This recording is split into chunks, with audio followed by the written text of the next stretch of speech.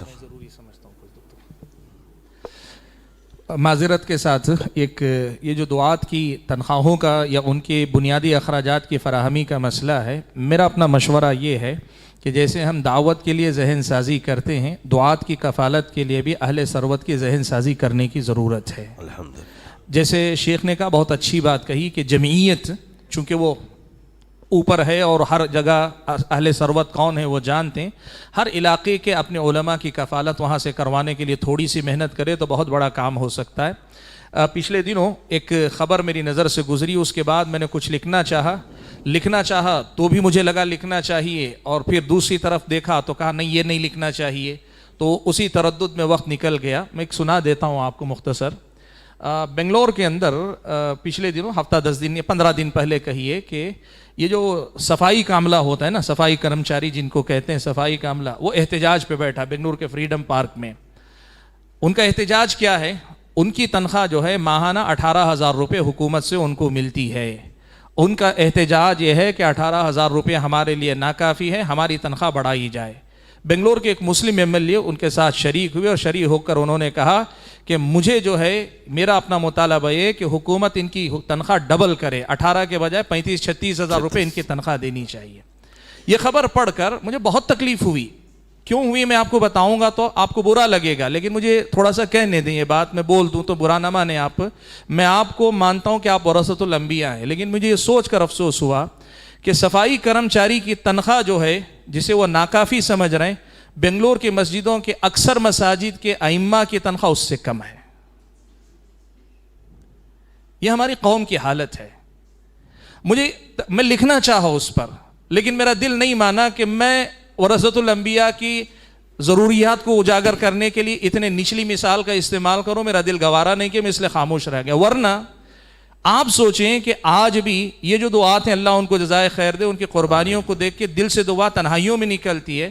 10,000 روپے، 12,000 روپے، 15,000 روپے میں تنخواہ پر جو ہے وہ آج زمینی سطح پہ اتر کے کام کر رہے ہیں، کچھ آسان کام نہیں کر رہے ہیں، وہ بڑی قربانیاں وہ دے رہے ہیں۔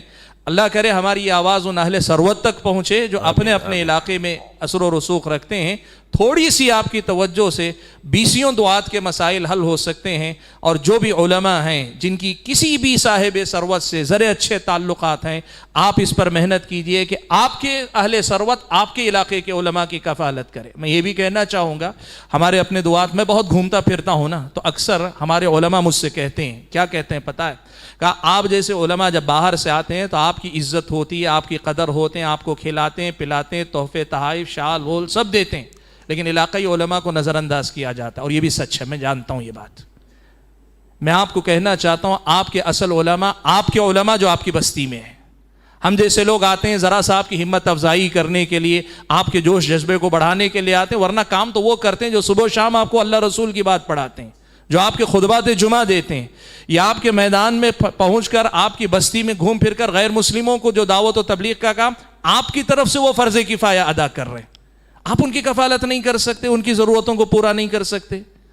آپ اہل ثروت کی ذہن سازی کیجئے۔ آپ یقین کیجئے، ذرا نم ہو تو یہ مٹی بڑی زرخیز ہے ساقی، ذرا توجہ دلائیں، اہل ثروت یقیناً کام کر سکتے ہیں۔ تو اس میدان میں میں شیخ کی اس بات سے اتفاق کرتا ہوں کہ جمعیت کو اس میں پہل کرنی چاہیے، اور علماء کو بھی اس میں پہل کرنی چاہیے۔ کم سے کم میں کوشش کروں، مثال کے طور پر میری پہچان میں 5 اہل ثروت ہیں، ایک بار ان سے بات کروں کہ آپ میں سے ایک آدمی تھوڑی تھوڑی مدد ماہانہ کر دے تو اتنے لوگوں کی کفالت ہو سکتی ہے۔ اس ملک کے اندر اسلامی نظام حکومت نہیں، اگر اسلامی نظام حکومت کہیں ہوتا تو حکومت ان سب چیزوں کی ذمہ دار ہو جاتی، بیت المال ان سب کا ذمہ دار ہو جاتا، لیکن اگر یہ نہیں ہے تو علاقائی سطح پر کریں۔ کل ہی ایک نوجوان مجھے بتا رہے تھے کہ میری اپنی بستی کے اندر ائمہ کی تنخواہ 8,000 روپے تھی۔ میں نے کیا کیا؟ جمعیت کو بھی نہیں، ذمہ داروں کو بھی نہیں، عام نوجوانوں سے میں نے درخواست کی، آج یہ صورتحال ہے کہ اس تنخواہ کے ساتھ اضافی تنخواہ مقامی نوجوان آپس میں تعاون سے دے دیتے ہیں۔ کوشش کریں تو دروازہ کھل سکتا ہے۔ یہ واقعی سنگین مسئلہ ہے۔ میں آپ کو بتاؤں، یہی مسئلہ نہیں حل کرنے کی وجہ سے اہل حدیثوں میں راقیوں کا مسئلہ، پیسے لے کے رقیہ کرنے والوں کا مسئلہ بڑھتا جا رہا ہے، اور وہاں سے جو ہے توہم پرستی پھیل رہی ہے، بدعقیدگی پھیل رہی ہے، اور بسا اوقات اخلاق سے گری ہوئی حرکتوں کی بھی رپورٹیں آ رہی ہیں۔ آپ اگر اس مسئلے کو حل نہیں کریں گے، اس کا رد عمل قوم کو ہی جھیلنا پڑے گا۔ ہم کو اس کو سمجھنا چاہیے. معذرت چاہتا ہوں، شیخ نے کہا تھا مختصر جواب دیں، لیکن اس کو کیا مختصر کریں.